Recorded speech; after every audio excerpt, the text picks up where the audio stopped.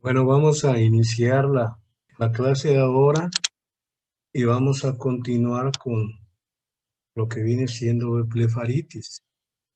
Ya habíamos mencionado el día de ayer lo que viene siendo las blefaritis anteriores. Vamos a mencionar lo que viene siendo las blefaritis posteriores, o que también se conocen como disfunción de las glándulas de Meibomiu, o también se conoce como meibomitis, porque va a estar afectada lo que viene siendo la lámina posterior, en donde van a estar estas glándulas sebáceas o glándulas de Meibomiu, y que de manera indirecta se va a inflamar lo que viene siendo la conjuntiva tarsal o palpebral.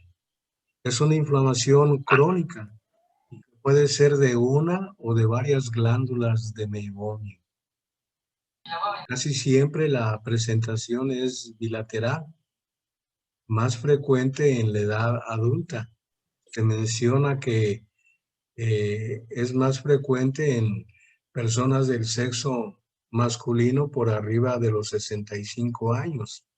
Y en el caso del sexo femenino, la edad de inicio puede variar entre los 45 y los 55 años de edad.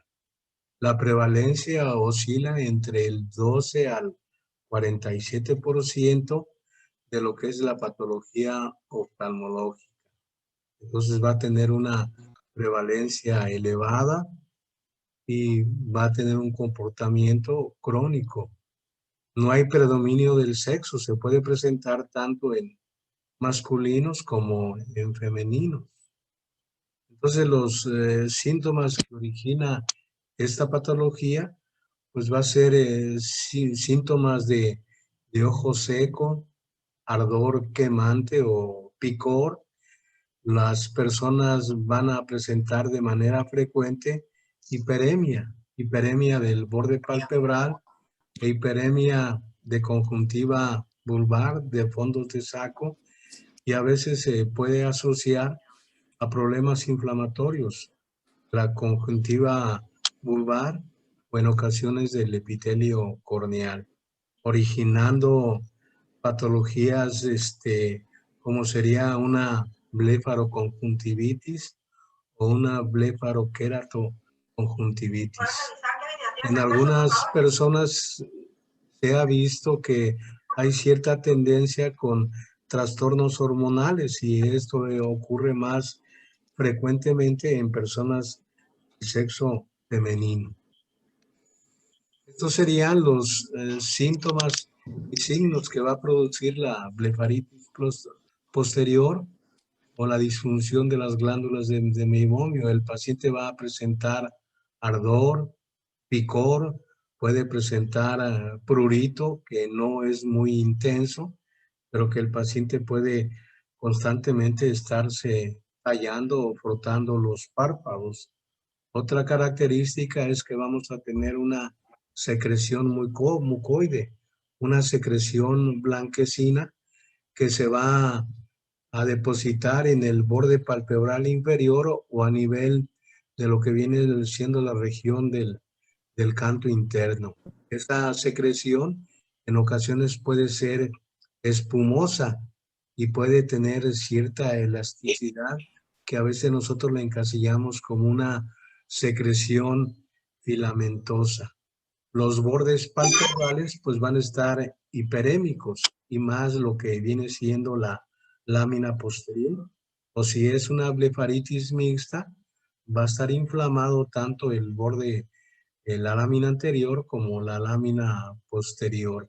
En ocasiones ese engrosamiento del borde palpebral, que no debe ser más allá de 3 milímetros, lo catalogamos con el término de tiliosis, que indica un borde palpebral engrosado y que nos habla de alguna patología a nivel palpebral.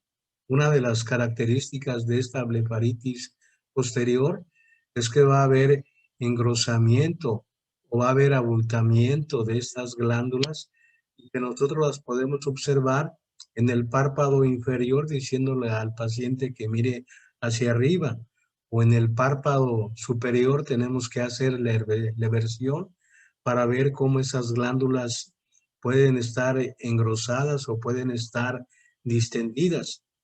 En ocasiones también en los bordes palpebrales podemos tener obstrucción de estas glándulas, y a veces esa obstrucción se pueden observar tapones de material lipídico que a nosotros, al hacer presión sobre el párpado, ese material lipídico no sale por los orificios que pueden estar obstruidos, y que a veces no nos da un signo muy característico de esas glándulas obstruidas, y que viene siendo el signo de la pasta dental, y que eso se presenta cuando las glándulas de meiomio están normales y que el material lipídico fluye por ese borde palpebral para formar la parte más externa de lo que viene siendo la película lagrimal. Entonces el paciente, aparte de tener hiperemia del borde palpebral, va a tener una hiperemia de la conjuntiva. A veces se puede comprometer la conjuntiva vulvar, o a veces también se puede comprometer el epitelio de la córnea. Los pacientes van a presentar algunos signos a nivel de las pestañas, como puede ser pestañas que van a estar sebosas, o pestañas que van a tener cierta seborrea, o que cuando esa seborrea se seca nos van a dar escamas a nivel de pestañas, o estos pacientes van a tener el antecedente de alguna dermatosis y que también van a tener seborrea en su piel, y la van a tener también a nivel de las cejas o a nivel de lo que viene siendo el cuero cabelludo. Es un factor de riesgo para desarrollar algunos procesos inflamatorios e infecciosos. Proceso inflamatorio e infeccioso es el orzuelo o el ordolio, y que la gente conoce con el nombre vulgar de perrilla, que viene siendo una infección de lo que viene siendo una o varias glándulas de glándulas sebáceas, que pueden estar ya sea a nivel de la lámina anterior o a nivel de la lámina posterior, dándonos lo que son los orzuelos internos o los orzuelos externos. Y vamos a tener también una inflamación crónico-granulomatosa, que se conoce como chalación, y que los españoles lo conocen como calacio. Entonces es una inflamación crónico-granulomatosa en que la glándula de meibomio se obstruye y va a formar una pequeña cápsula donde se va a depositar el material lipídico, y a veces ningún tratamiento puede ser efectivo porque esa capa que rodea ese material lipídico pues me impide que llegue, que se pueda drenar adecuadamente la glándula lagrimal. Entonces el chalación pudiera simular una tumoración palpebral, pero nosotros al revisar lo que viene siendo el tarso, podemos ver cómo puede estar engrosada una o varias glándulas, y en un momento dado pudieran hacer presión, la mayor parte de las veces hacia la parte interna del párpado, haciendo protrusión sobre lo que viene siendo la conjuntiva tarsal o palpebral. Una, una alteración muy importante cuando tenemos una blefaritis posterior, vamos a tener alteraciones en la película lagrimal, en que el tiempo de ruptura puede ser muy pequeño y nos puede originar algún síndrome de ojo seco que se asocia de manera muy importante a estas blefaritis posteriores. El diagnóstico usualmente lo hacemos por clínica. Lo hacemos descubriendo las alteraciones que se van a encontrar a nivel de los bordes palpebrales. Por lo regular, al revisar el borde palpebral, a nivel de este borde palpebral, podemos observar que tenemos alteraciones a nivel de la lámina posterior, como se ve en la imagen de abajo, vamos a tener algunos tapones de material lipídico que impide que este material drene de manera adecuada y que haya un estancamiento. Y al hacer este estancamiento, pues va a haber acumulación de lípidos que puede formar un orzuelo o puede formar alguna chalación. Al hacer presión sobre el borde palpebral, no vamos a observar que ese material lipídico va a drenar, sino que va a permanecer ahí completamente tapado y no se va a ver el signo que a veces nosotros investigamos, que es el signo de la pasta dental, donde cuando esa lágrima, cuando esos folículos están permeables, puede drenar de manera adecuada. Vamos a ver engrosamiento de los bordes palpebrales, podemos ver las pestañas que pueden estar sebosas o pueden tener una secreción seborreica. El borde palpebral va a estar engrosado. Si nosotros volteamos para explorar el tarso, podemos observar engrosamiento y dilatación de estas glándulas de meibomio que vienen del borde adherente del tarso y de ahí se dirigen hacia adelante de manera rectilínea hasta salir en estos orificios que están a nivel del borde palpebral.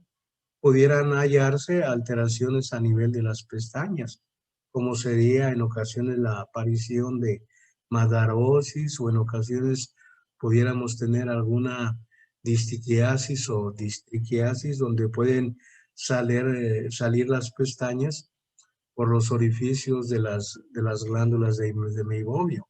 En ocasiones, cuando se llega a dilatar de manera muy importante estas glándulas de meibomio, pudieran confundirse con alguna tumoración palpebral y en esos casos lo indicado sería la toma de una biopsia incisional, donde se toma por lo regular tejido sano y tejido patológico para enviarlo al histopatólogo y que él nos dé el reporte de qué es lo que halló. En estos pacientes, cuando ya hay compromiso de la superficie ocular, vamos a tener diversos cuadros de hiperemia conjuntival que va, aparte de ya el paciente tener una blefaritis, va a tener una conjuntivitis. Y al paciente lo vamos a encasillar con una patología de blefaroconjuntivitis. Esta patología, aparte de afectar a párpados y a conjuntiva vulvar, afecta al epitelio corneal con alguna queratopatía punteada, vamos a tener una blefaroqueratoconjuntivitis. Y que en esos casos, pues el manejo debe instituirse lo más rápidamente posible. El tratamiento de los pacientes que tienen una blefaritis posterior o una disfunción de las glándulas del meibomio o una meibomitis, pues el tratamiento va a ser la higiene palpebral. En estos pacientes se recomienda la administración o el lavado diario con un shampoo antiseborreico para tratar de eliminar la seborrea que se puede formar en el transcurso del día y que ya en la tarde o en la noche puede acumularse a nivel de la base de las pestañas. Podemos emplear fomentos palpebrales con agua tibia de manzanilla. Los fomentos tibios se utilizan en ocasiones para hacer que el material lipídico, que en estos pacientes es muy espeso, se vuelva más líquido y que de esta manera drene. O también se puede emplear para tratar de destrabar los orificios que están obstruidos de las glándulas de meibomio por este material lipídico que en ocasiones puede agarrar alguna consistencia dura y que con los fomentos se pudiera ir aflojando y de esta manera tratar de disminuir la obstrucción que puede estar a nivel de la salida de los orificios de las glándulas de meibomio. En ocasiones vamos a utilizar masajes palpebrales. Le vamos a decir al paciente que se haga presión sobre los párpados. Esta presión en ocasiones se va a hacer sobre el globo ocular y que no sea una presión muy importante. La presión es para tratar de hacer un efecto mecánico y tratar que el material lipídico que queda en el trayecto de la glándula, con sobre todo la presión, drene desde la parte posterior hasta la parte más anterior y que las glándulas estén completamente permeables. Pudiéramos utilizar antibióticos. Los antibióticos se dan no con la finalidad de combatir un cuadro infeccioso. Las blefaritis posteriores casi no tienen el antecedente de ser un cuadro infeccioso.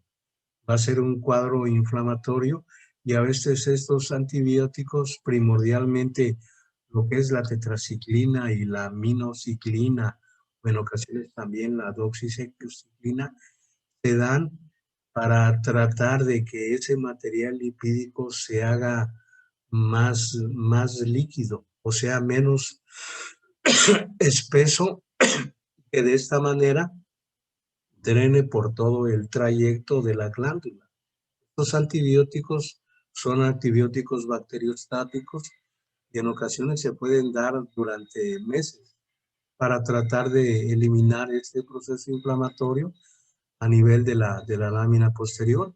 Se pueden dar también antibióticos tópicos, como sería la eritromicina, en ocasiones la sulfacetamida, o en ocasiones podemos utilizar la neomicina o el cloranfenicol. En ocasiones, cuando el cuadro inflamatorio es muy importante, que tenemos asociado una hiperemia importante del borde palpebral y a veces una conjuntivitis vulvar, se le pudiera agregar a los pacientes un antibiótico con corticoide en gotas y en ungüento, y ese antibiótico con corticoide no se va a dar más allá de 10 días. Recordar que los corticoides por cualquier vía pueden elevar la presión intraocular y en ocasiones a estos pacientes se les debe también tomar la presión intraocular si vamos a utilizar lo que viene siendo los corticoides. En ocasiones podemos utilizar algunos dispositivos que en ocasiones atrapan lo que viene siendo el párpado.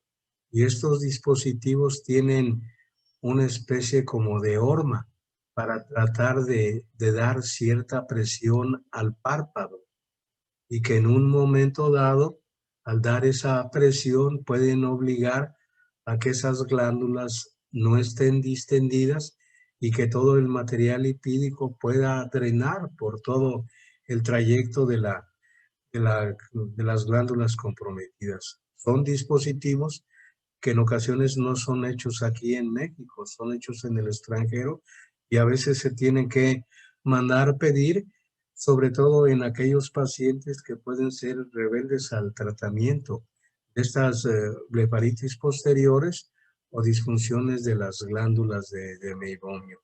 En ocasiones se puede hacer algún abordaje quirúrgico y este abordaje quirúrgico en ocasiones puede eh, tratar de, de eliminar los tapones que pueden estar obstruidos. Y en este caso, pues utilizamos algunas especies de agujas que van por todo el trayecto de la glándula de meibomio. O a veces se pueden hacer incisiones por la conjuntiva tarsal en el trayecto de la glándula de meibomio que puede estar obstruida y al hacer la punción y hacer presión pudiera drenar todo el material que en un momento dado está obstruido. Entonces, como es una patología que tiene un comportamiento crónico, hay que recordarle al paciente. Él debe acudir a consulta primordialmente cuando tenga problemas y cuando hay una exacerbación de los síntomas. Esto quiere decir que cuando tenga más problemas inflamatorios el paciente y que haya una distensión muy importante de estas glándulas y que probablemente el paciente lo va a inferir. También dentro de estas blefaritis, hay una blefaritis que es producida por un ácaro. Este ácaro se llama el Demodex. El Demodex es un término griego que significa un gusano que produce grasa, que es afín primordialmente a la grasa. Ese tipo de ácaro está de manera muy frecuente en las unidades pilosebáceas de la mayor parte de la gente. Y a medida que la persona tiene más edad, va a haber una mayor prevalencia de este ácaro. Y este ácaro pues puede producir lo que viene siendo las blefaritis en sus diferentes variedades, como podría ser primordialmente la blefaritis inflamatoria, como sería la blefaritis seborreica o la blefaritis escamosa, o la blefaritis infecciosa, como sería primordialmente la blefaritis ulcerosa, originada la mayor parte por el estafilococo aureus. En ocasiones también, ¿verdad? Estas blefaritis pues pueden en un momento dado originar problemas de suma importancia a nivel tanto de la lámina anterior como de la lámina posterior.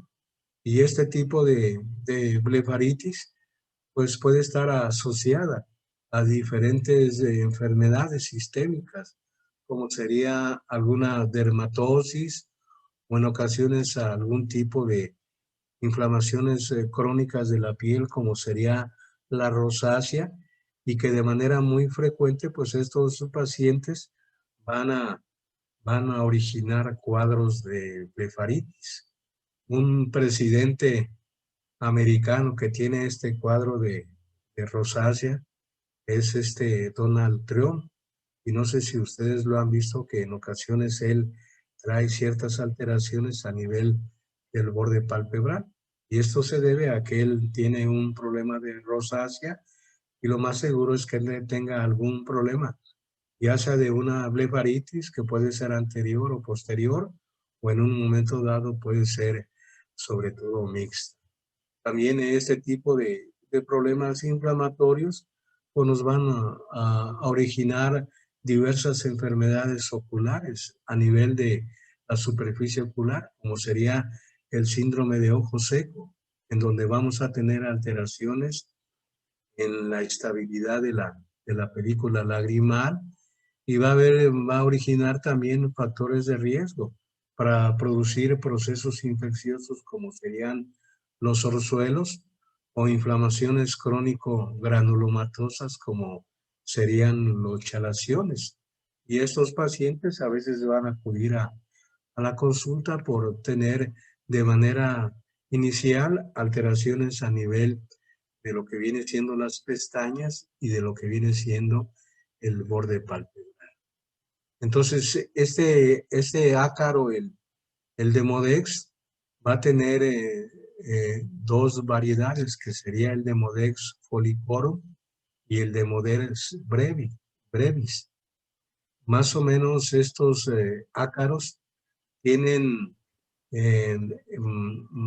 sus medidas van a variar entre 0.35 milímetros y más o menos 0.5 milímetros.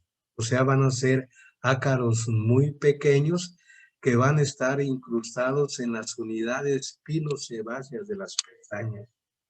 O sea, a veces nosotros no los podemos distinguir porque van a estar a veces cerca de lo que viene siendo la raíz de las pestañas, en estas unidades pilosebáceas, y que a veces nos es difícil identificarlos, y que en la lámpara de hendidura, con el poder de magnificación, a veces no se distinguen.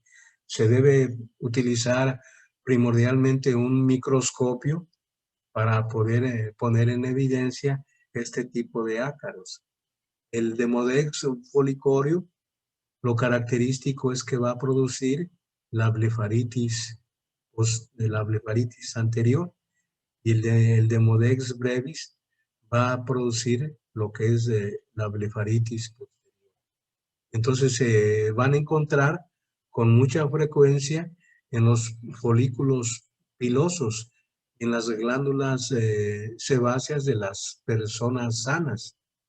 Entonces este ácaro se ha reportado últimamente de manera muy frecuente en diversos tipos de blefaritis, tanto blefaritis anterior como blefaritis posterior, blefaritis inflamatoria y blefaritis infecciosa, en donde puede coincidir con lo que viene siendo cierto tipo de bacterias. Entonces, estos pacientes que tienen este tipo de ácaros van a cursar con diversos cuadros de blefaritis, y en donde siempre que nosotros tengamos alguna persona con una blefaritis, debemos pensar en esto.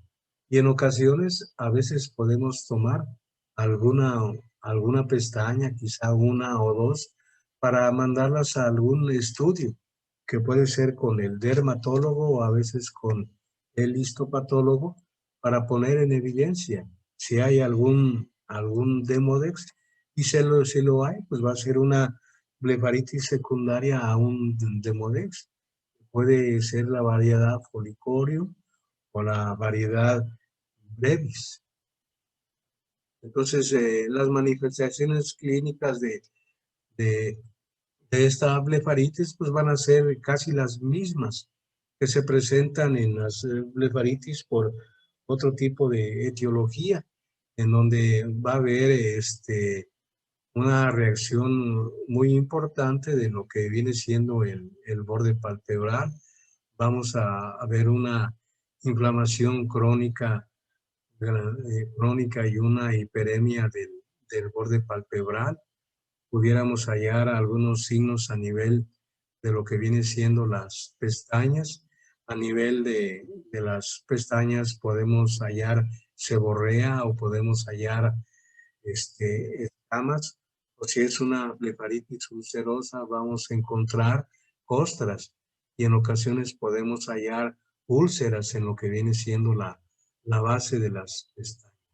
Entonces podemos también hallar una especie de hipertrofia folicular, y esta hipertrofia folicular se presenta de manera más frecuente en las blefaritis posteriores, y que va a desarrollar la aparición de folículos tanto a nivel de conjuntiva tarsal superior como de conjuntiva tarsal primordialmente inferior.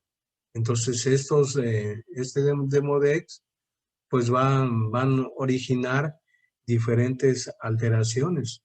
El folicorio pues va a originar problemas a nivel de lo que viene siendo alteraciones de la película lagrimal, que va a originar resequedad en sus etapas iniciales, y posteriormente se va a implantar un síndrome de ojo seco. Puede haber taponamiento por el material lipídico que se produce en estas glándulas, y va a haber esa obstrucción, y que puede ser factor de riesgo para que se desarrollen orzuelos o berrillas. En ocasiones también se puede observar alguna dilatación de otras glándulas que pudieran estar a nivel de la lámina anterior, como serían las glándulas C6 y las glándulas de Mohr. Estos serían cómo se ven los Demodex a nivel de las pestañas, y que se pueden confundir con una pediculosis, o se pueden confundir con una liendre o con un piojo, porque agarran una forma muy parecida a lo que viene siendo los piojos, que eso se va a presentar en personas que tienen una higiene muy deteriorada, y en los casos de el Demodex son personas comunes y corrientes, personas normales, y que los hallazgos que a veces se pudieran descubrir sería a nivel de las pestañas, o en ocasiones estos Demodex pueden estar en el trayecto de lo que viene siendo la unidad pilosebácea, y que nosotros debemos tomar esas muestras para mandarlas, ya sea con el dermatólogo o con el histopatólogo, para que nos reporte los hallazgos que le. El tratamiento en el caso de las blefaritis originadas por Demodex sería primordialmente con óxido amarillento de mercurio al 2%. ¿eh? En ocasiones también se puede utilizar éter a nivel de lo que viene siendo los bordes palpebrales, y se va a administrar de manera diaria. Se puede hacer el aseo cada 12 horas, por la mañana y por la noche. Entonces, haciendo estos aseos de manera adecuada, pudiera el paciente permanecer asintomático y con pocos problemas inflamatorios a nivel del tratamiento, el tratamiento que le estamos dando al paciente. Entonces, es un tratamiento específico, y que en ocasiones, aquí en México es difícil de conseguir. Entonces lo tenemos que mandar pedir, y a veces la manera de que nos llegue muy rápido sería pedirlo por medio de Amazon.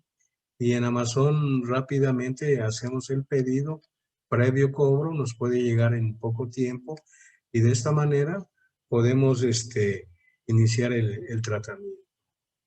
Vamos a entrar a otra patología de los párpados, y esta patología se conoce como el orzuelo. Los americanos lo conocen con el nombre de ordolium. La gente lo conoce vulgarmente como perrilla, porque le achacan que esta patología sale por andar viendo perros que están haciendo el sexo, o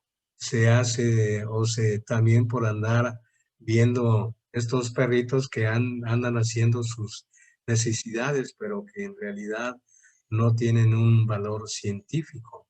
Entonces va a ser una infección aguda y piógena que va a involucrar a las glándulas de los párpados, que pueden estar ya sea en lámina anterior o en lámina posterior. A nivel de lámina anterior, pues vamos a tener las glándulas de Saiz y las glándulas sudoríparas modificadas de Moll. Y a nivel de la lámina posterior, pues vamos a tener las glándulas de Meibomio.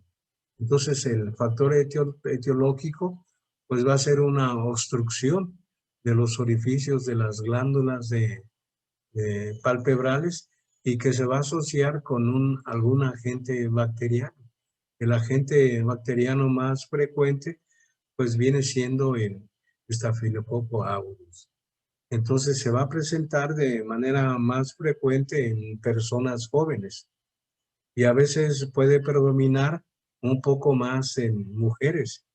Quizá predomina más en mujeres porque las mujeres maquillan, y en ocasiones al maquillaje, al ponerse el maquillaje, pueden ponerse el maquillaje a nivel del borde palpebral, y eso puede originar que se tapen los orificios de estas glándulas que pueden sobresalir, ya sea a nivel de la lámina anterior o de la lámina posterior, o que a veces le piden el maquillaje a algunas compañeras, y esa compañera pudiera tener algún tipo de problema infeccioso a nivel de la piel o a nivel de los párpados, y de esa manera se puede contaminar la paciente que pidió ese maquillaje. Entonces se va a asociar este tipo de patología a problemas ya sea de blefaritis anterior o de blefaritis posterior. Y lo habitual es que el paciente desarrolle un absceso que a veces puede predominar ya sea por lámina anterior o a veces puede predominar por lámina posterior y puede simular alguna tumoración palpebral. Entonces va a ser un absceso que va a producir un edema y una congestión y puede originar también un dolor. Ese dolor se puede incrementar con el cierre o la apertura de los bordes palpebrales, o se puede aumentar al hacer el tocamiento o al hacer sobre todo la palpación de esa parte del párpado comprometido. Estos serían los signos y síntomas que va a presentar un paciente que tiene un orzuelo o un ordolio.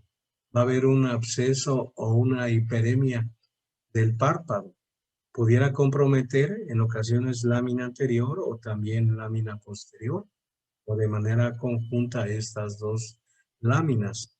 Vamos a tener un edema y una tumefacción palpebral. El grosor del borde palpebral pues va a estar aumentado, lo que va a originar una tiliosis. Va a haber una deformación en que el párpado puede estar deformado y muy engrosado. El dolor, como les decía, a veces se incrementa con el movimiento de los párpados o se puede incrementar cuando el paciente se lo toca o a veces cuando nosotros estamos revisando al paciente y que no tenemos el cuidado, podemos originar que ese dolor se aumente. En el caso de los orzuelos internos, se pudiera originar una inflamación de la conjuntiva vulvar o en ocasiones de la conjuntiva de fondos de sangre. Entonces el orzuelo se clasifica, sería una clasificación anatomoclínica y que vamos a clasificar a estos orzuelos o ordóleos como orzuelos externos y orzuelos internos.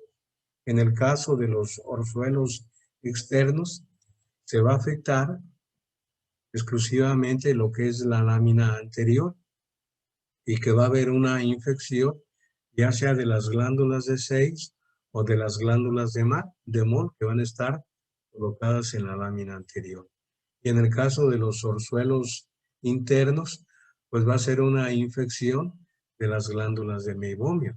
A veces podemos tener las dos variedades, que se desarrolle tanto un orzuelo interno como un orzuelo externo y originando una mayor deformación del borde palpebral o del párpado comprometido, que a veces puede ser párpado superior, a veces párpado inferior y a veces también se puede congestionar e inflamar algún tercio de estos párpados, como puede ser el tercio externo, el tercio medio o a veces el tercio interno que nosotros vamos a hacer la anotación correspondiente en el expediente clínico. Entonces, el tratamiento de estos orzuelos, en primer lugar, sería atacar el agente etiológico. Y en estos casos, como está asociado de manera muy frecuente a bacterias, y la más frecuente es el Staphylococcus aureus, pues vamos a dar antibióticos.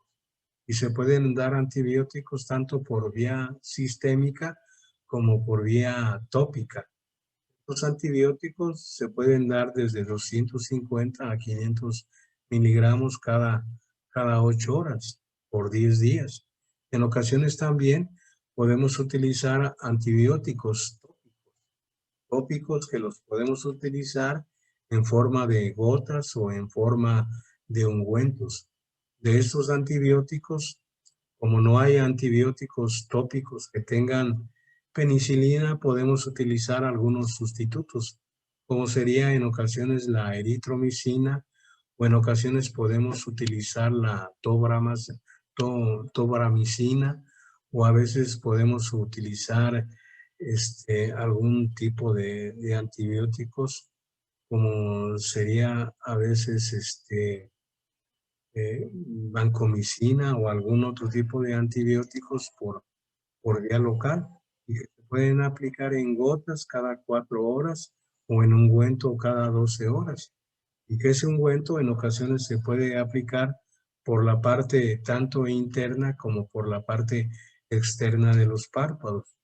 Vamos a utilizar fomentos con agua tibia de manzanilla para tratar de aumentar la temperatura a ese nivel y que el absceso que en un momento dado, en etapas iniciales, se está formando, es un absceso que es,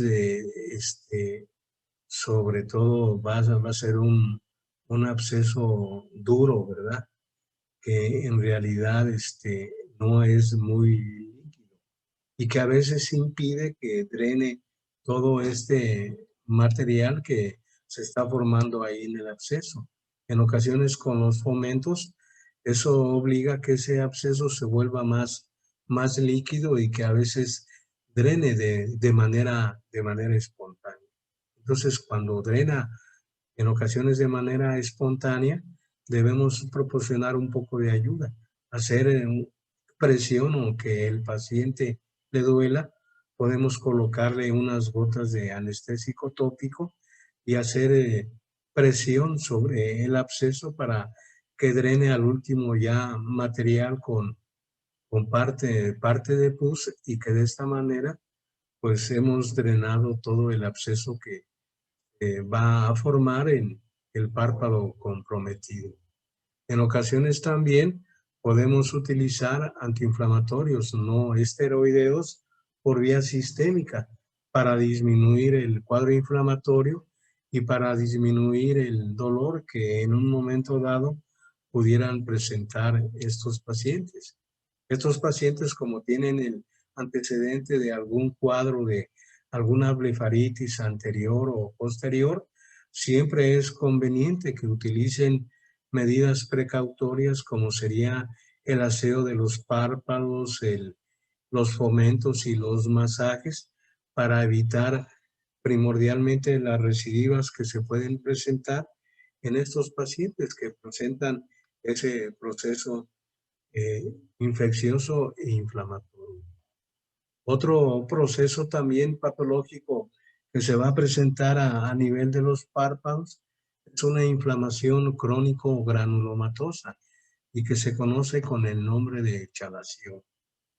Los españoles lo llaman calacio y es una inflamación crónico-granulomatosa de una o varias glándulas de meibomio y que van a estar en el espesor del tarso.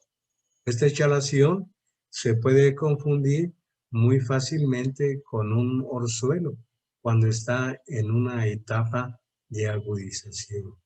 Casi siempre va a ser secundario a un proceso inflamatorio que se presenta a nivel de los párpados y que pudiera originar una blefaritis en sus diferentes variedades. O puede ser el resultado de un orzuelo que no curó de manera total y que a veces a través del tiempo, las semanas o los meses, va a desarrollar la formación de un chalación. Entonces son lesiones de tamaño variable, de un diámetro también variable y que se pueden formar a nivel del borde palpebral o se pueden formar en el espesor, ya sea del tarso superior o del tarso inferior, y se pueden confundir con alguna tumoración palpebral.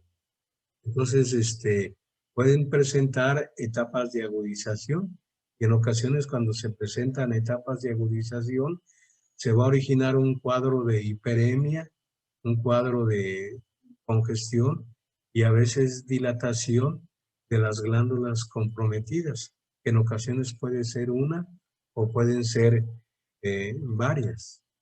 Lo característico de este tipo de chalaciones es que van a desarrollar una cápsula fibrosa que va a rodear el material lipídico.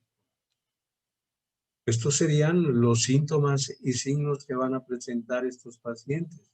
En la etapa aguda, pues van a presentar cambios inflamatorios. y que por lo regular, si nosotros al paciente le hacemos la palpación, no se va a desarrollar dolor como se desarrolla en los pacientes que desarrollan un orzuelo o un ordolium. Se van a presentar cambios inflamatorios, pero no tan importantes como en el caso de los orzuelos.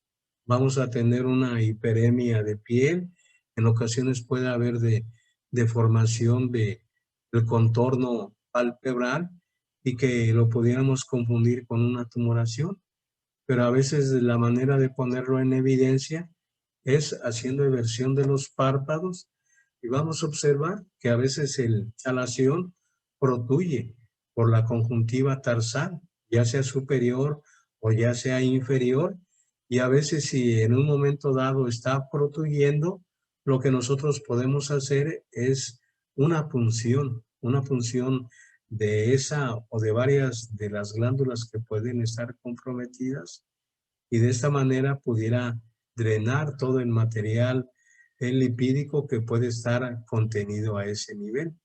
Uno de los problemas sería la recidiva, porque en ocasiones no se va a retirar toda la cápsula fibrosa que se forma con este tipo de procesos crónicos granulomatosos.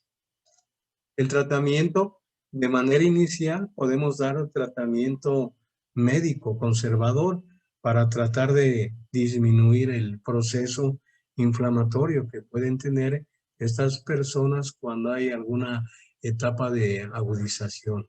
Vamos a utilizar fomentos con agua tibia de manzanilla a ver si podemos desobstruir las glándulas que van a estar obstruidas y que impiden el paso del material lipídico por todo el trayecto de las glándulas comprometidas.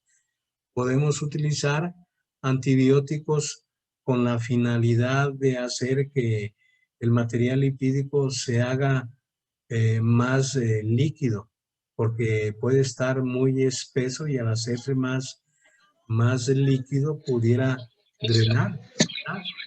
En ocasiones estos antibióticos bacteriostáticos, tetraciclina, monociclina o doxiciclina. En ocasiones pudiéramos utilizar corticoides. A veces podemos utilizar corticoides que se llaman intralesionales.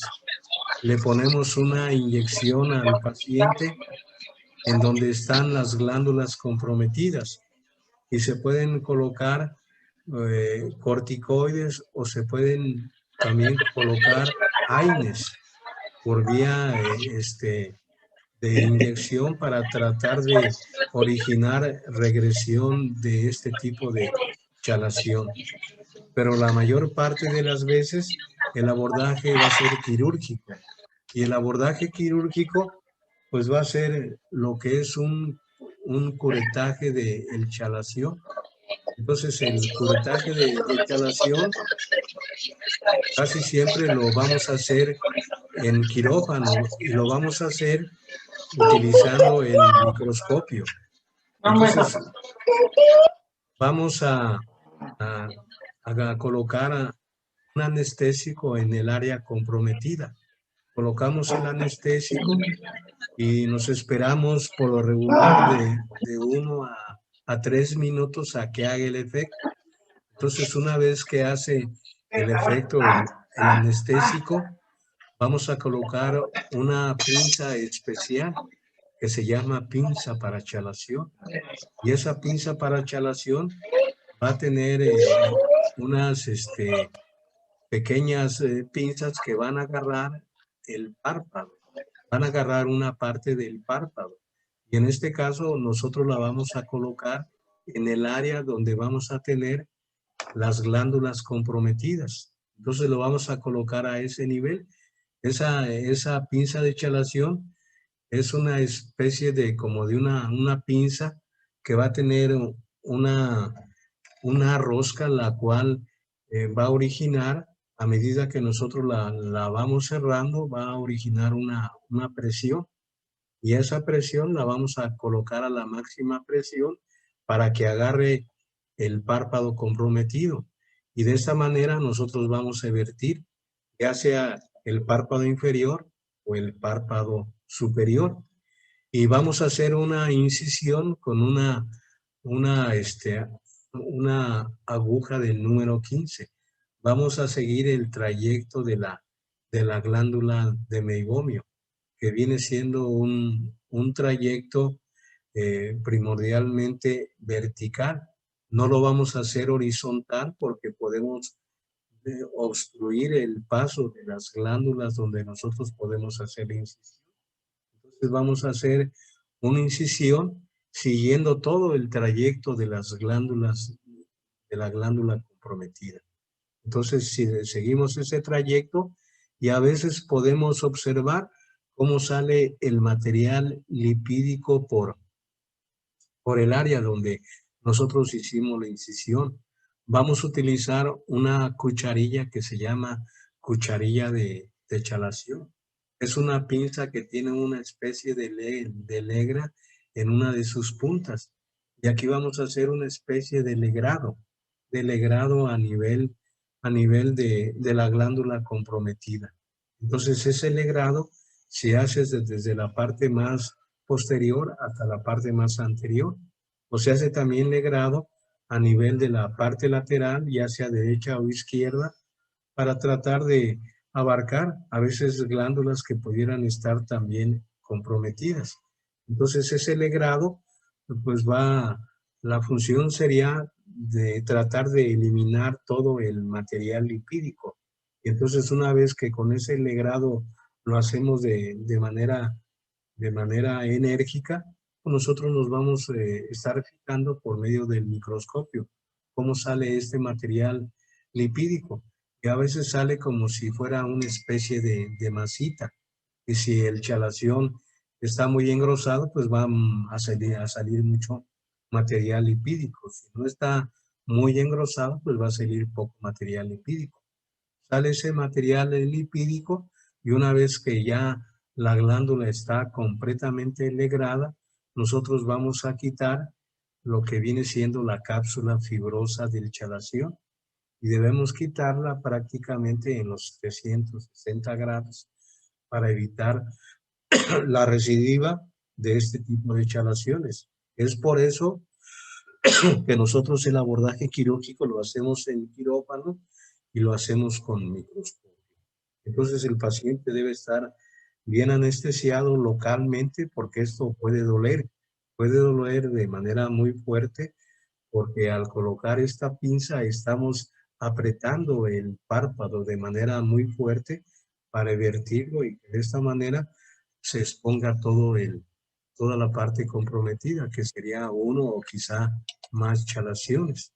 Entonces esta sería la manera en cómo casi al terminar la cirugía, nosotros vamos a retirar la pinza, la vamos a destrabar y vamos a observar que puede sangrar al quitar la pinza de manera muy importante. Hacemos presión y después vamos a colocar un poco de ungüento de antibiótico con corticoide y vamos a ocluir el párpado de manera enérgica para evitar que en un momento dado siga sangrando.